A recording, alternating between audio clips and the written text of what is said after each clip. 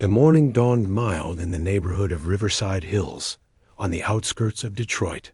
The sun barely caressed the weathered rooftops and peeling paint of the houses as the smell of fresh-baked bread mixed with the dust kicked up by trucks passing toward the market. Marcus, with his worn backpack and sneakers stained with dirt, carefully closed the door to his apartment. In his right hand, he carried his lunch, a peanut butter and jelly sandwich wrapped carefully in aluminum foil, prepared with care by his mother the night before. The boy walked along the cracked sidewalk, dodging old puddles and shyly greeting neighbors still opening their curtains. Although he was only 10 years old, his gaze seemed older, carrying silences learned too early.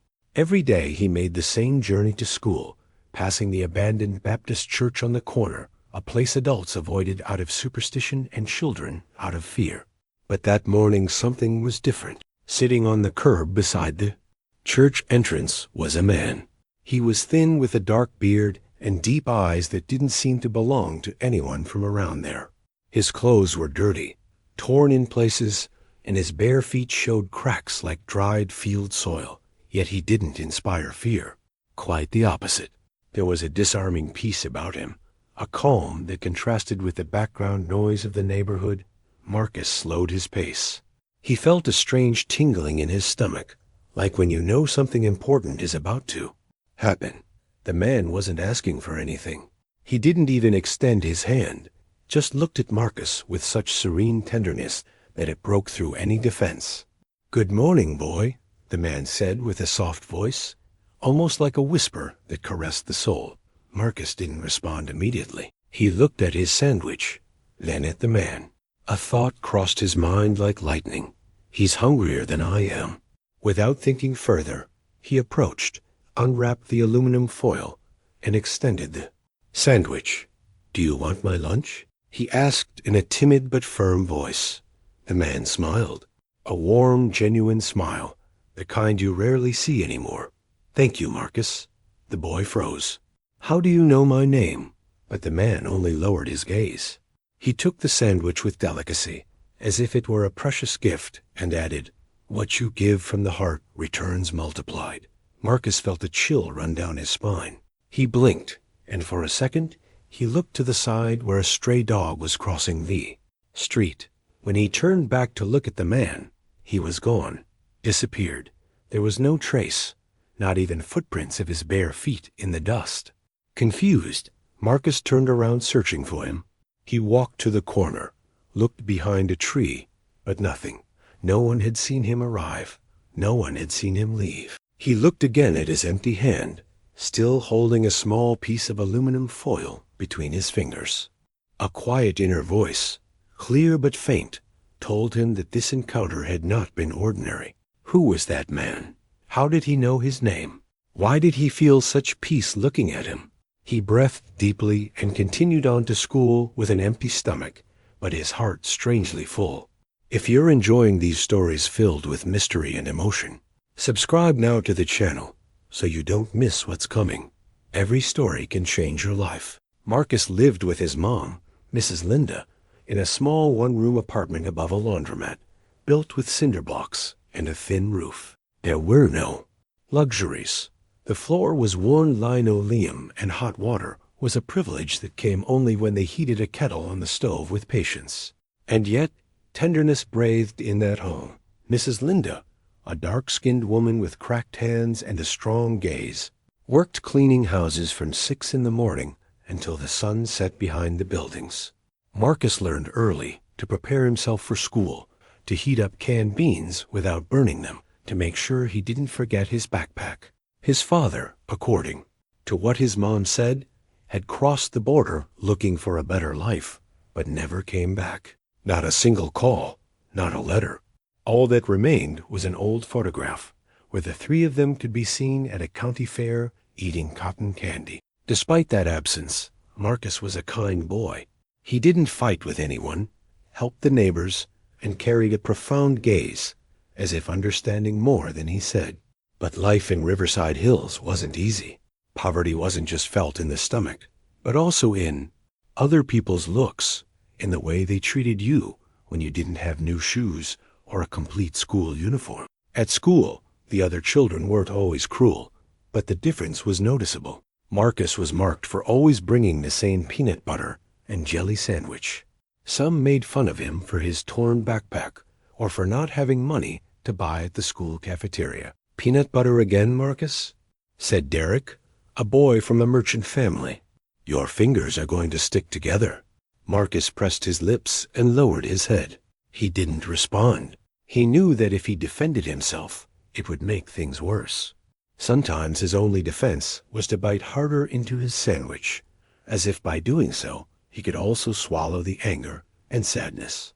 The classroom where they studied was hot, with ceiling fans that buzzed without relief and desks scratched by past generations. The teacher, Miss Roberts, was strict but fair. Although she rarely noticed Marcus's silent effort, he always turned in his assignments done with a chewed pencil and recycled paper. One afternoon, returning home, Marcus found his mother sitting on the bed with red eyes. "What happened, Mom?" he asked, setting his backpack on the floor. "They want to evict us, son. They say if we don't pay this month, we have to leave." Marcus's heart shrank. That apartment, however modest, was his shelter. He couldn't imagine where they would live if they were thrown out. "And if I get a job," he offered with Anne. Innocence that hurt. Mrs. Linda hugged him tight, so tight that he felt his ribs creak. "No, my love, you're a child. You study. That's what I work for." But Marcus knew his mom was wearing down. Every day she came home more exhausted, with swollen eyes and hands covered in bleach. Sometimes she trembled when reaching for a glass of water. And yet every morning she lovingly prepared that peanut butter and jelly sandwich, the same one he had given without thinking to a stranger. That night, lying on his cot next to his mother's bed, Marcus thought about the man at the church. His gaze remained vivid in his mind. Why had he done it? Why had he given his lunch, if he knew it was all he had, until his mother came home? And most of all, how did he know his name? Before falling asleep, he whispered, "If you really were who I think you were, can you help me?" Then he closed his eyes. The silence in the room was total. Only the distant sounds of the city and a faint murmur of hope growing within. His chest could be heard. Monday dawned overcast. Gray clouds hung low over the neighborhood, as if they wanted to crush the thin roofs with their weight. Marcus woke up before the alarm clock rang. He hadn't slept well. His mother's words kept turning over in his mind. "We're getting evicted." He put on his school shirt, already small for his size, and stuffed his crumpled notebooks into his torn backpack. That day the sandwich was just bread with a little butter. His mom said nothing but her eyes explained everything. On the way to school, Marcus felt his stomach growl, not just from hunger, but from anxiety. When he arrived at school, the usual commotion greeted him like a wave. Laughter, shouts, shoving.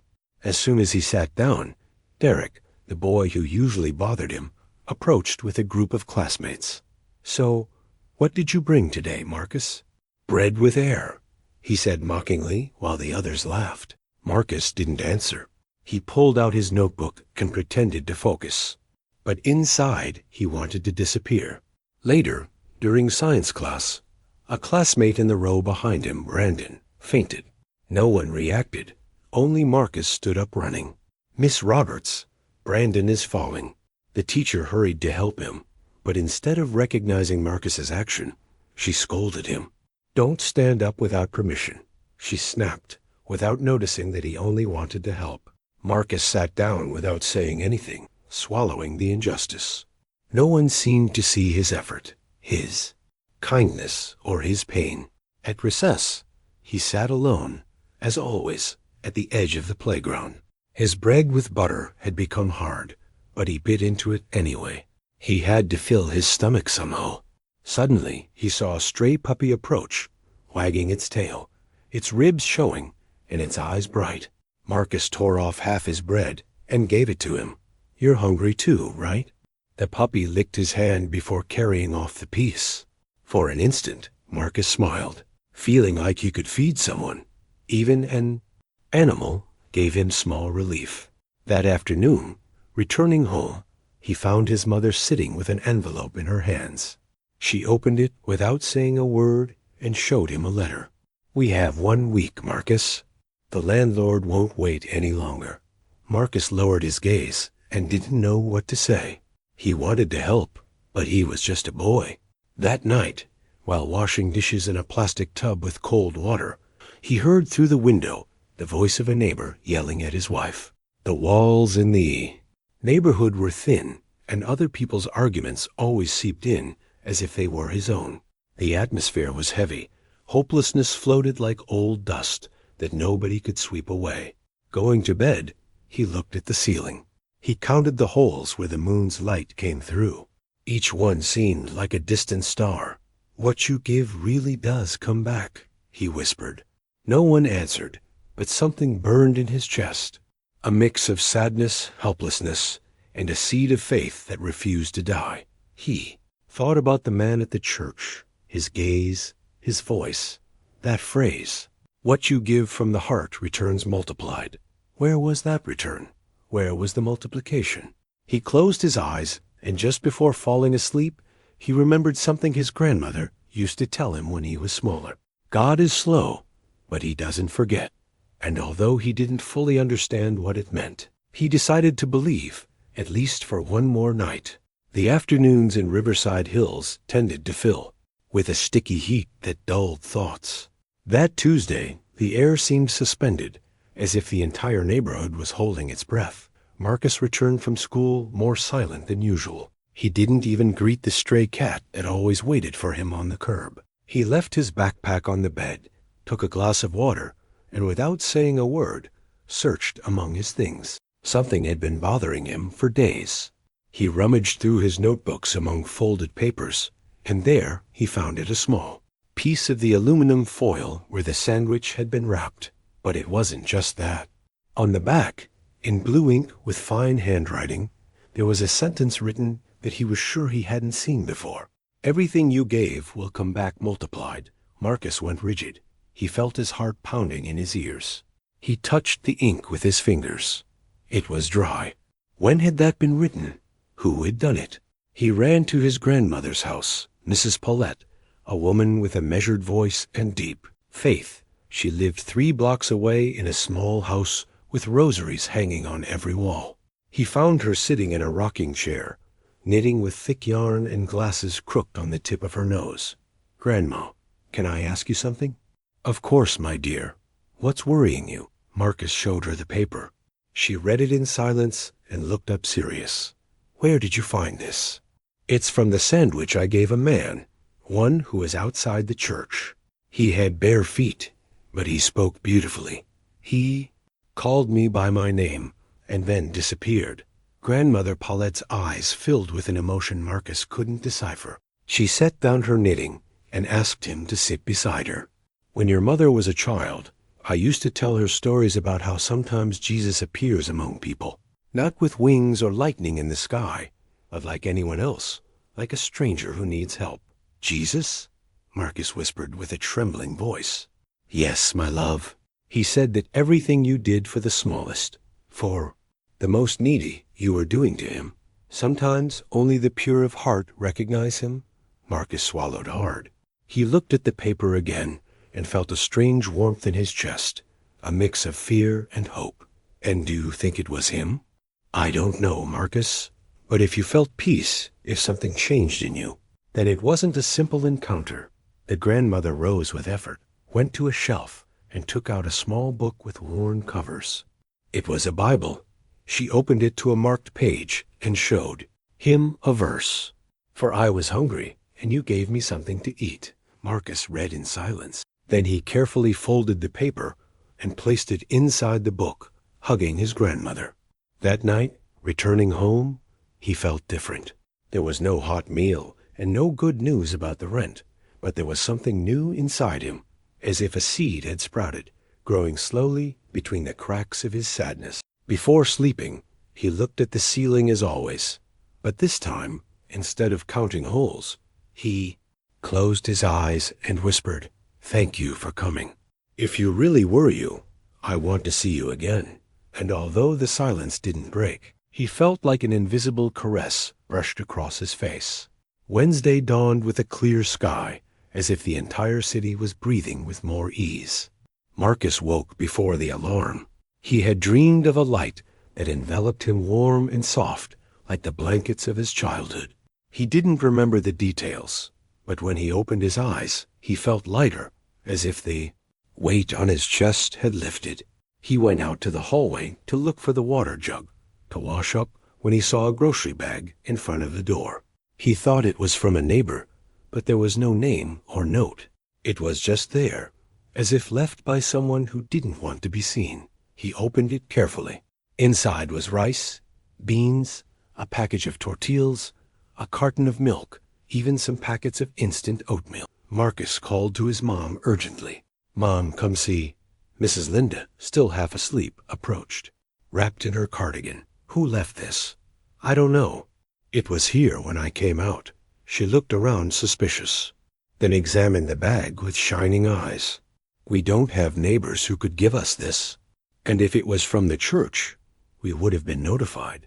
Marcus said nothing, but inside he felt a tingling similar to what he felt when he first looked at the barefoot man. It couldn't be coincidence. It couldn't be. That same afternoon, something unusual happened at school. While waiting, in line to receive a notebook a teacher was distributing, Derek, the same boy who used to mock him, approached silently. Marcus tensed, expecting another insult, but instead, Derek handed him a brand new pencil, one of those thick ones with an eraser. "Here, I saw yours barely writes anymore." Marcus froze. He looked at the pencil, then at Derek. He didn't understand. "Why are you giving me this?" Derek shrugged awkwardly. "I don't know. It's just not right how they treat you. Sorry about." Before, Marcus didn't know what to say. He nodded and carefully put away the pencil, as if it were a valuable gift. Later, during values class, the teacher asked them to share something good they had done that week. Several raised their hands. One said he helped his grandmother, another that he took care of his little sister. Marcus said nothing, not for lack of things to share, but because something inside told him his acts didn't need to be announced. At recess, while he sat under the tree in the back, Maria arrived, a quiet girl who never talked to anyone. "Can I sit with you?" Marcus nodded. She pulled out an apple and cut it in half. "My mom gave me an extra one. Do you want it?" Marcus accepted gratefully. He looked at the red, juicy piece as if it were a jewel. Since he gave his lunch to the man, he hadn't had another full meal. But that apple tasted different, like it carried a silent promise inside. Heading home, the path seemed shorter. The stray dogs didn't bark. A neighbor, who had never acknowledged him, greeted him with a nod. The air smelled slightly sweet, like toasted bread with cinnamon. And although nothing had really changed, the rent was still due. His mom still worked from sunrise to sunset, and his clothes were still torn. Something in the world had shifted. Arriving home, before going inside, Marcus stopped in front of the abandoned church. He closed his eyes, felt the sun on his skin. "Thank you," he said in a low voice. He didn't know exactly who he was addressing, but he knew why. The days that followed brought a strange mixture of hope and doubt. Marcus walked with a small light kindled within himself, but also with questions that gave him no peace. What if it was all coincidences? What if he was just imagining signs where none existed? Sometimes he wanted to believe with all his might. Other times he felt he was being naive. One afternoon, leaving school, he found the street hustler waiting for him beside the corner store. He was a 14-year-old boy, tall, with a husky voice and a challenging gaze. Everyone knew he was trouble. Nobody dared say anything to him. The street hustler called out to Marcus with a twisted smile. "Come here. I want to talk to you." Marcus's heart raced. He knew of him by sight, but the boy had never spoken directly to him. He walked cautiously. "Yeah?" The hustler lowered his voice.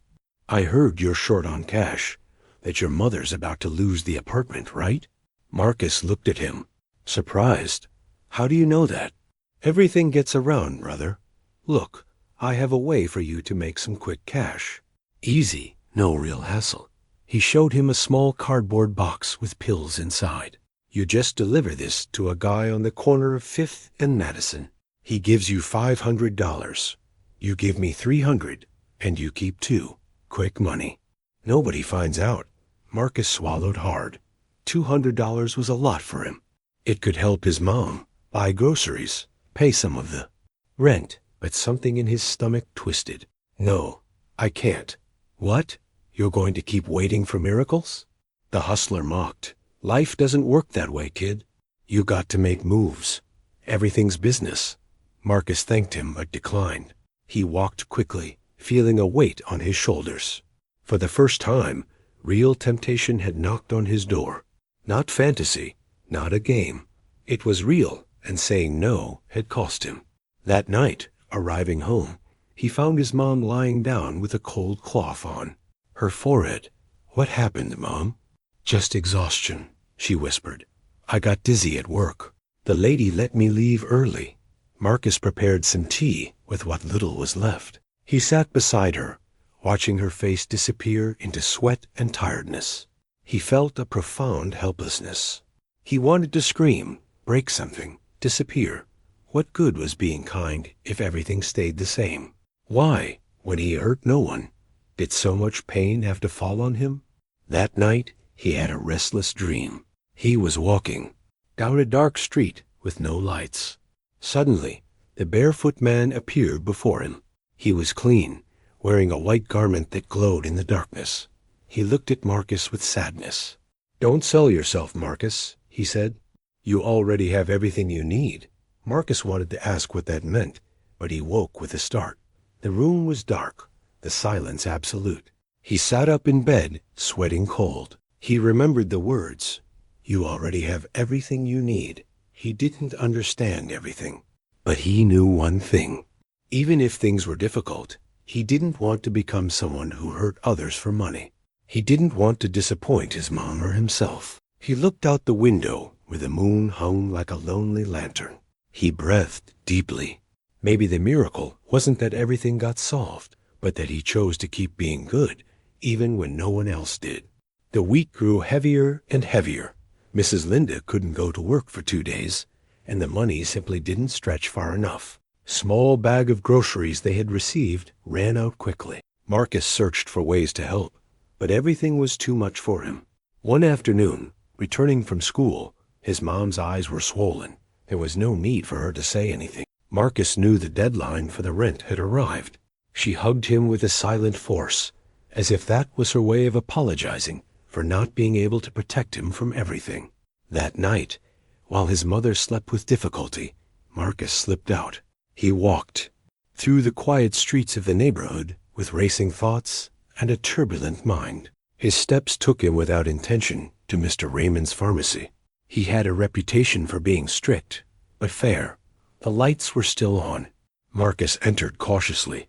He didn't know what he would do. He just knew his mom needed something for the pain, and he didn't have a single dollar. "Do you need something, son?" asked Mr. Raymond from behind the counter, looking up from a ledger. Marcus didn't respond. He walked toward one of the shelves, took a small bottle of painkillers, and put it in his hoodie pocket. He trembled. When he turned to leave, the pharmacist's voice stopped him. "What are you carrying there?" The boy went rigid. His heart pounded against his ribs. "Sorry," he said in a whisper. "It's for my mom. We don't have money. I just wanted to help her." Mr. Raymond didn't yell or scold him.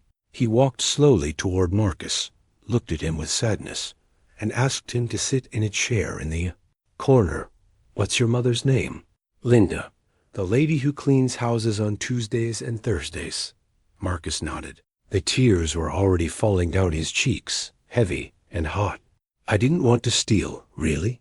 I just don't know what else to do anymore." The pharmacist was silent for several seconds, then sighed deeply. "I grew up like you know?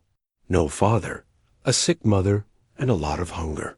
I was close to crossing the line, too, but someone offered me a hand just in time." He went to the shelf, took out 2 bottles, a box of tea, and an ointment. "Take this. It will help. You don't have to pay me anything now, but in exchange, I want something more valuable." What? That you never do something like this again. You're not one of those kind of people, understand? Marcus nodded hard, his throat tight with emotion. Thank you, Mr. Raymond. Thank you, really. And if you need work to help your mom, you can come here on weekends.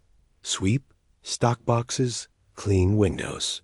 It's not much, but it's honest. The boy left the pharmacy with bags in his arms and his soul lighter. He had touched bottom, but he hadn't broken. Not completely. That night his mother cried when she saw what he brought. Where did you get all this? Mr. Raymond gave it to us and offered me work on weekends. She hugged him and cried like never before. Through her sobs she murmured, You're the bravest boy I've ever known. Marcus didn't respond, just closed his eyes and for the first time in days slept, deeply, knowing that not everything was lost. From the moment Marcus started helping at the pharmacy, something in him changed. Not just because he now contributed a little money to the house, but because he felt he was doing something that mattered. Every Saturday morning he would wake up early, sweep the floor, clean the windows, stock boxes of medication, and listen carefully to Mr. Raymond's advice. More important than knowing a lot, the pharmacist would say, is having your heart in the right place. Marcus would nod. He had learned more in that pharmacy than in many books. How to observe people, how to listen with respect, how to help without expecting anything in return. One day, while sweeping the entrance, he saw several children carrying boxes toward the small playground in the neighborhood. Curious, he left the broom and approached. There they were, some neighbors setting up tables, decorating with colorful balloons, and hanging a banner that said, Community Collection. We're all part of it. Marcus approached a woman taping posters. What are you doing? We're gathering clothes and food for the children on the other side of the highway. They live in makeshift shelters and have almost nothing. Can I help? The woman smiled. Of course. Every hand counts. And from that moment on, Marcus became one of the most active members of the group. He helped classify donations, carry bags, distribute flyers. He even convinced Mr. Raymond to donate basic medicines. His enthusiasm was contagious. Little by little the neighborhood began to notice the change. People who had barely greeted each other before started to collaborate. Children stopped fighting as much and spent more time on the playground organizing games and activities. The abandoned church became a meeting point, though it still stood in ruins. One afternoon, Mrs. Susan, who sold sandwiches at the corner, approached Marcus with a maternal smile. Hey, kid, you were the one who started all this, right? No, I just wanted to help a little. Well, that little bit lit up the whole neighborhood. Marcus shrugged, but inside he felt a warmth he didn't know how to explain. At school, they also began to notice the difference. Miss Roberts called him aside one day after class. Marcus, lately, I've noticed you seem different, more participative, more confident. Did something happen? He smiled shyly. I'm just trying to do the right things. She looked at him with tenderness. Keep it up. You're on a good path. But what moved him most was what happened one morning as he walked toward the pharmacy. He passed in front of the church and found in the same place where the barefoot man had been weeks before a loaf of bread wrapped in aluminum foil, identical to the one he had given. He took it with trembling hands. There was no one around. He opened it. Inside was a peanut butter and jelly sandwich, exactly like his. Next to it a note. What you gave came back. Marcus sat on the edge of the curb. He didn't cry, didn't get scared, just smiled because he no longer needed proof. He no longer doubted. Everything that was happening, people helping each other, his mom slowly getting better, the community uniting, couldn't be mere coincidence. He felt that something or someone had guided him from the first gesture, and now he understood it. What mattered wasn't seeing Jesus again, but becoming each day his reflection. August brought heavy rains and dark skies. The streets of Riverside Hills filled with mud, and the enthusiasm that the neighborhood had begun to build seemed to falter under the dampness. Marcus kept helping at the pharmacy, participating in community activities, but inside him an uneasiness was forming. One afternoon, arriving home, he found his mother with a letter in her hand. There was no envelope, just a folded paper with firm, threatening letters. "What is that?" he asked, setting his backpack on the chair. "The landlord says he sold the property. We have to move out in less than 10 days. Marcus felt the world collapse. Everything they had done, everything he had tried to build. For what? Can't we talk to him, negotiate? I already tried. He says he's not interested, that the new owner wants to start renovations right away.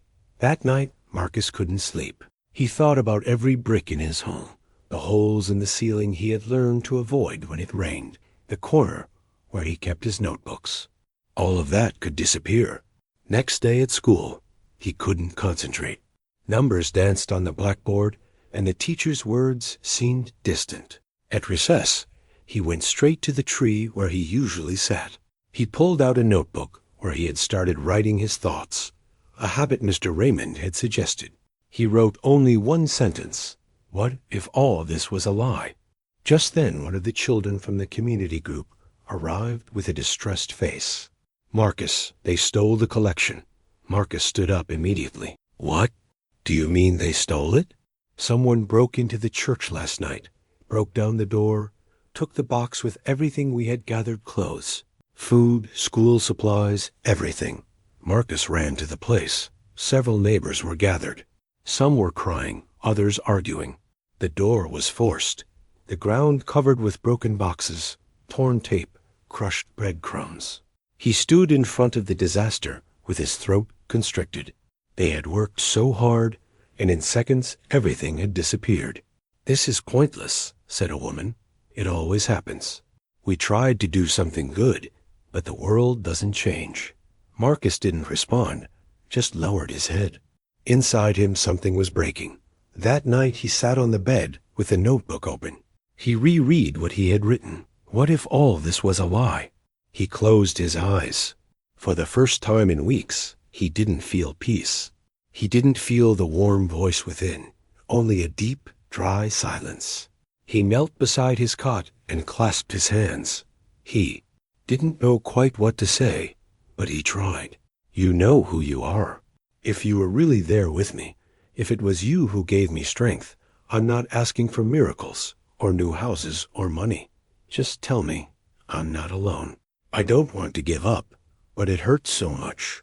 Tell me it's worth it to keep believing." The rain hit hard against the thin roof. Outside, the wind howled through the empty streets.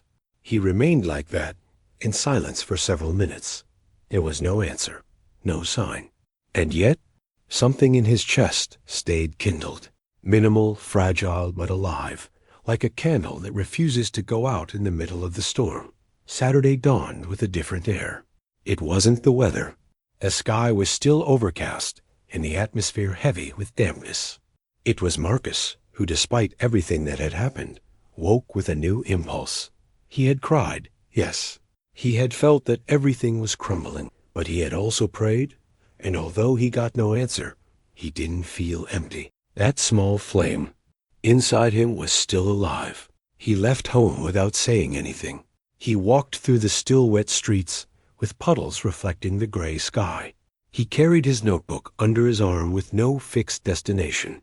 He passed in front of the pharmacy, but didn't go in. He kept walking until he reached the park, that space he rarely visited because it was usually full of gangs or trash. But that morning, it was surprisingly clean and quiet. He sat on a bench under a tree and opened his notebook. He didn't write anything, just held it looking at the blank page as if waiting for something to appear on its own. He closed his eyes, listened to the wind and the leaves, the birds in the distance, and the persistent beating of his own heart, and then he felt it. It wasn't a sound or a shadow. It was a presence. When he opened his eyes, he saw him.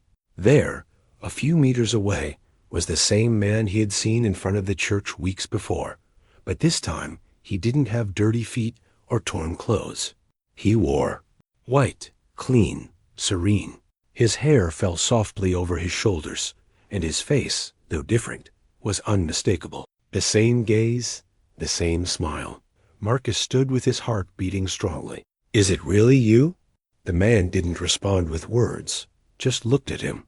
And in that gaze, Marcus felt something he couldn't explain. Calm, love, certainty. He felt all his fears dissolve, that he wasn't alone, that he had never been alone. "We lost everything," said the boy with a breaking voice. "They stole the collection. They're going to evict us from the apartment. I tried to help. I tried to do what was right, but everything fell apart." The man walked toward him slowly, stopped half a meter away, and spoke with a soft, deep voice. "You didn't lose anything, Marcus. You gave, and what is given from the heart never is lost. But nothing happened. Nothing changed. You changed. And that changes the world more than you imagine." Marcus felt a lump in his throat. He took another step forward. "Are you Jesus?" The man smiled. "Does it matter who I am, if you know what you are?" Marcus lowered his gaze. Tears held back in his eyes. "I'm nobody. You're a lighthouse. You shine where there is darkness. You feed where there is hunger. You love where there is hate. You are the answer to many prayers." The boy couldn't hold back. The tears began to fall. He took another step, but when he looked up, the man was already gone. Only the soft wind stirring the branches remained, and the echo of a voice that had been carved into his soul. Marcus stayed there for a few more minutes in silence. Then he pulled out his notebook and wrote with firm handwriting, "I'm not afraid anymore, because even though everything seems lost, I know I'm being guided." He closed the notebook, stood up, and began walking back. His step was different, his back straighter. Something had changed, something real, profound. And although he knew the struggle wasn't over, he also knew he would never face it. Alone again.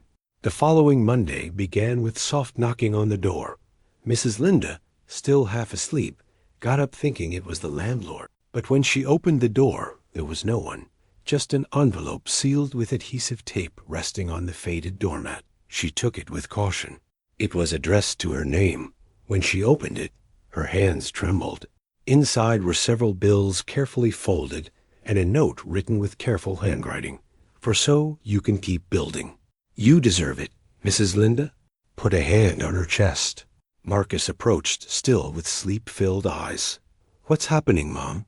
She didn't answer, just showed him the envelope with tears in her eyes. Marcus read the note. His heart pounded hard. There was no signature, no clue, but deep within his soul, he knew it wasn't chance. With that money, they paid the pending debt. The new owner agreed to extend the rental contract, and the threat of eviction dissolved like fog in the sun. The news spread through the neighborhood, like wildfire, but no one knew who had made the donation. "Maybe it was one of the rich business people from downtown," said a neighbor, or someone who heard about the collection. Marcus just listened without saying anything. A shy smile played on his face, but he kept silent about what his heart already knew. With renewed spirit, the entire neighborhood organized to restore the church. Everyone contributed what they could. Nails, paint, recycled wood. Mr. Raymond offered medicines for a small community clinic. Mrs. Susan donated sandwiches for the volunteers. Young people painted murals with messages of hope. And Marcus, of course, was there from day one. "You started this, kid," said a carpenter as they hammered together. "Never forget that." Mrs. Linda also improved, regained her strength, and got a steady job at a nearby bakery. Every night she came home with flour on her apron and a stronger smile. One afternoon, while Marcus swept the new floor of the restored church, a local journalist arrived with a notebook and camera. "We heard a boy mobilized an entire neighborhood," he said, smiling. "We wanted to tell that story." Marcus grew nervous. "I just helped a little." Well, that little bit changed many lives. The story was published in a regional newspaper under the headline, "The Boy Who Believed When No One Else Did." The photograph showed Marcus beside the church with his notebook in hand and a humble expression. It wasn't long before more visitors arrived. Volunteers from other neighborhoods, religious groups, even university students offering free workshops for children. Riverside Hills, the forgotten neighborhood, began to flourish. The small community center filled with life. Reading classes were organized, music lessons, first aid training. Adults began to believe that something better was possible. Children began to dream of different futures. And in the middle of it all, Marcus observed, not seeking attention, just wanting to keep planting seeds. One night, while writing in his notebook about the day's events, he wrote, "Sometimes miracles don't fall from the sky like lightning. Sometimes they come slowly, with a human face, with calloused hands, with genuine smiles. Sometimes the miracle is you when you decide not to give up." He closed the notebook, placed it under his pillow, and fell asleep with a peaceful heart. The same place that was once a symbol of poverty and abandonment now beat with hope.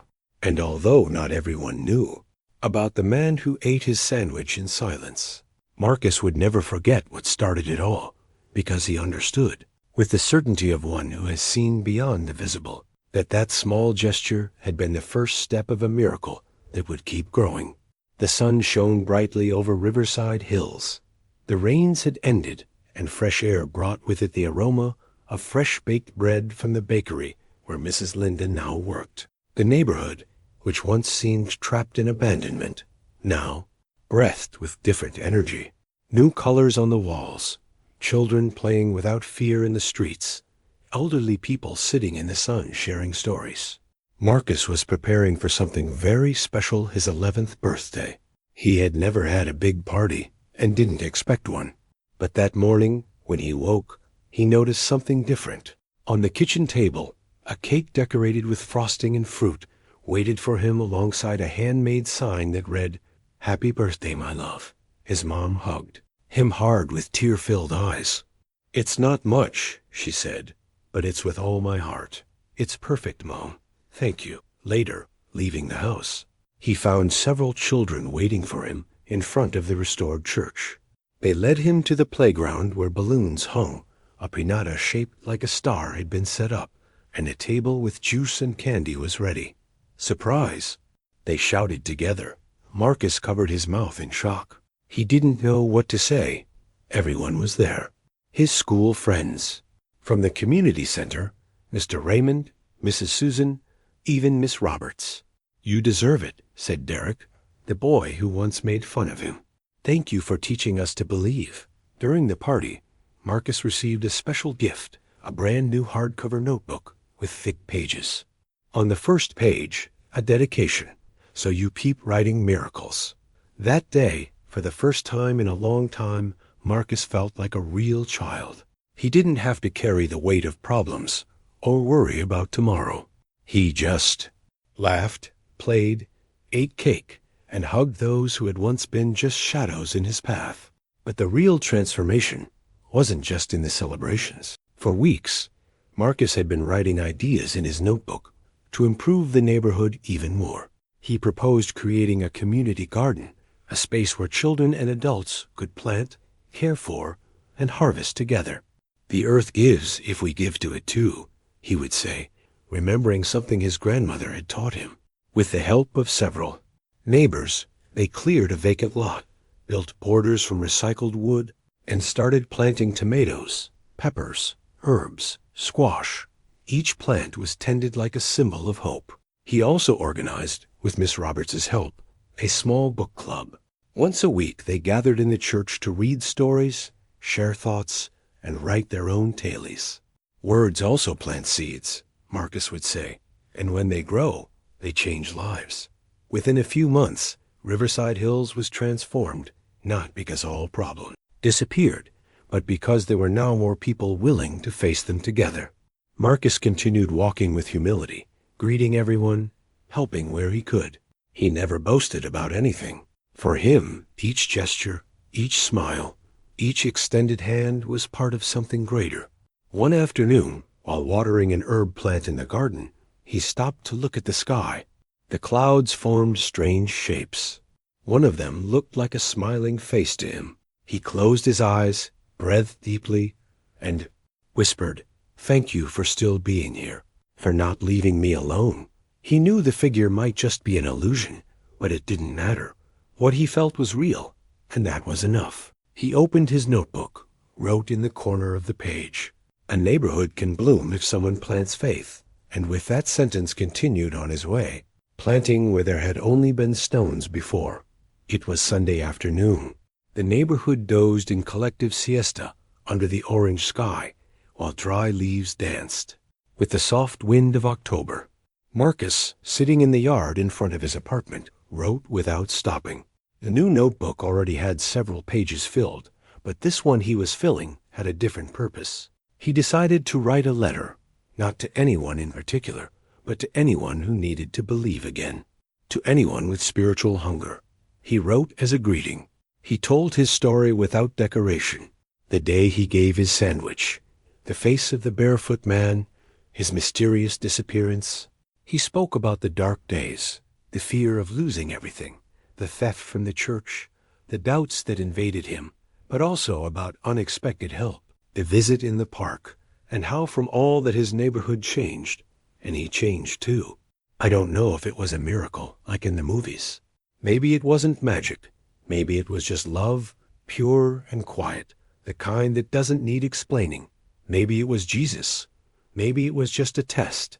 But what I do know is that from the moment I decided to give without expecting anything, something started to shift. He wrote with tears in his eyes, but they weren't tears of sadness. They were tears of relief, of fullness. Don't look for signs in the sky if you're not willing to open your eyes on earth. Sometimes God comes with bare feet and hunger. Sometimes he's just waiting to see if you still know how to share. After finishing the letter, he placed it in an envelope and wrote with marker, "For you who need to remember that hope still exists." That night, he walked to the restored church. He left it in a basket next to the altar. Others had already begun leaving messages there, prayers, thanks, requests. It was like a secret corner of the neighborhood's soul. Marcus left his letter among them and walked out without saying anything. Returning home, he sat with his mother to have dinner. They shared bread, cheese, and hot chocolate. "What were you thinking about so much today?" asked Mrs. Linda. "About everything that happened, about how people changed, about how I changed. And what do you think now?" Marcus remained thoughtful for a few seconds, then answered, "I think the real miracle wasn't seeing him. It was learning to see him in others." His mother looked at him with tenderness. "That's not something everyone says. I feel it here," he said, touching his chest, "deep, like something beautiful burning inside me." She smiled, and for an instant neither said anything more. It wasn't necessary. The next day at school, Ms. Roberts asked them to write an essay about someone who had inspired them. When it was Marcus's turn to read, he pulled out a sheet with clear handwriting. "I want to talk about a man who appeared without a name or history, a stranger who asked for my food and gave me courage not to give up." His classmates listened in silence. Some lowered their eyes, others smiled. And although no one fully understood what he had experienced, everyone knew he spoke from an authentic place. At the end of the day, one of the quietest children in the class approached him. "Do you think he can come again?" Marcus answered without hesitation, "I think he's already here, in you, in me, in every time someone gives without expecting anything." And that certainty accompanied him in every step, like soft light, like a sacred echo that needed no explanation. Years passed, the neighborhood changed, and with it, Marcus changed too. Now he was a teenager, with a firmer voice and serene gaze. His figure was known by all. Some called him the boy of the miracle, others simply Teacher Marcus, because that's what he was now, a teaching assistant in the same school, where he once ate bread with butter and was pointed at for wearing worn clothes. He didn't need a new uniform or a degree to earn respect. His story preceded him, not for glory, but for example. He had chosen to stay in Riverside Hills, to keep planting in the same earth that once seemed barren. That morning, walking through the school hallway, he saw a boy sitting alone on a bench, head down and eyes teary. He approached without a word. He recognized him. It was Tommy, a new boy who had arrived a few weeks before. His torn sneakers, his incomplete notebook, his silence made him invisible to many, but not to Marcus. "You okay, Tommy?" The boy looked at him and shrugged. I don't have money for breakfast. I didn't eat yesterday either. Marcus crouched to his height and pulled a sandwich wrapped in aluminum foil from his backpack. Here, it's peanut butter and jelly. Just made. Tommy hesitated for a moment, then took it with trembling hands. Why are you giving this to me? Marcus smiled and with a calm voice answered, because once someone gave me hunger and I had a sandwich. The boy didn't fully understand, but he nodded and began to eat slowly. Marcus sat beside him. Neither spoke more. They just shared the silence. The same silence he had felt many years before, but now with a different flavor. Arriving home that afternoon, Marcus searched for his old notebook. He kept it like a treasure, with yellowed pages and letters already a bit faded. He leafed through it carefully. On one of the last pages was a sentence he himself had written. Maybe I never see him again, but if I can make someone else see him in me, then it was worth it. He closed it with tenderness and put it away. His mom, now with gray hair, but a smile still intact, was making coffee in the kitchen. I saw what you did with the new boy, she said, just like you were when you were little. I hope someday he helps someone else too. I'm sure he will, Marcus replied. That night Marcus walked to the church.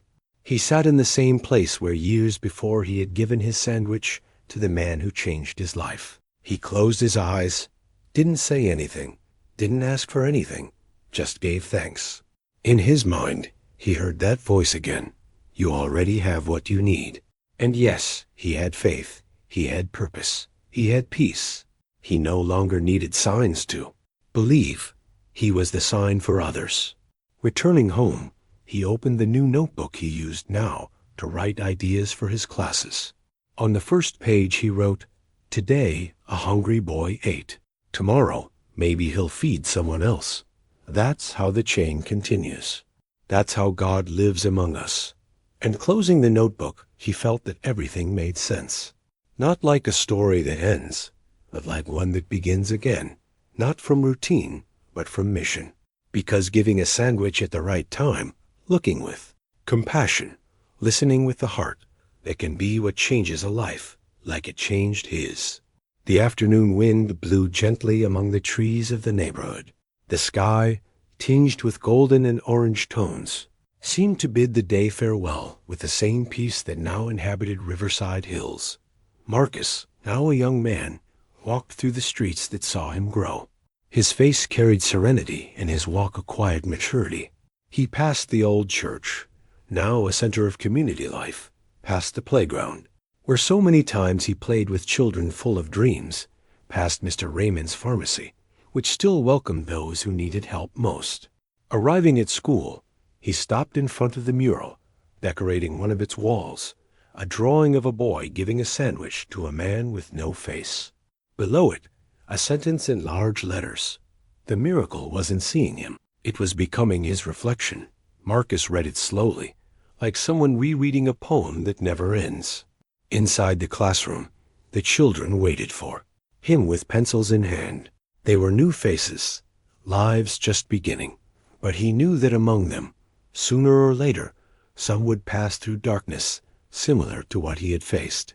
That's why he was there to remind them that there's always a way out, that there's always light.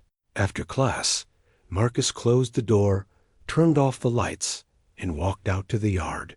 Tommy, the boy he years before had given his lunch to, was waiting with a smile and a notebook full of drawings. Teacher, can I read you something? Of course, Tommy read with a firm voice. I also saw Jesus. He didn't have wings or a robe. He had an old backpack, a sandwich in his hand, and he looked at me like I was worth everything. Marcus smiled and put a hand on his shoulder. Then you really did see him? That night at home, he opened his old notebook again, the one that started as a place to write questions, sadness, and prayers. Now it was a testimony. Each page spoke of struggle, faith, rebirth. On the last page, with firm, calm handwriting, he wrote, If you ever get the chance to give something, even if it's little, do it. You don't know who you're feeding. It could be a boy, a mother, or God himself. He closed the notebook, tied it with a red ribbon, and placed it on his table. Then he went outside and looked at the sky. He didn't ask for signs, didn't need any more. He just lifted a silent prayer of gratitude, because he understood that miracles don't always come with heavenly light. Sometimes they come in the form of shared food, a timely word, an extended hand. And as night fell over Riverside Hills, Marcus knew his story didn't end there. Because every life touched, every child inspired, every soul that learned to believe again would keep writing new chapters. Maybe Jesus never appeared to him again, but that didn't matter anymore, because he had learned that the real miracle wasn't seeing, but living in a way that inspires faith. And he had achieved it. If this story touched your heart, subscribe now to the channel. Here we continue sharing stories that feed the soul and awaken the best in you. And don't leave yet. Click on the video that appears on your screen now. There you'll discover another story that could change how you see the world. We're waiting for you.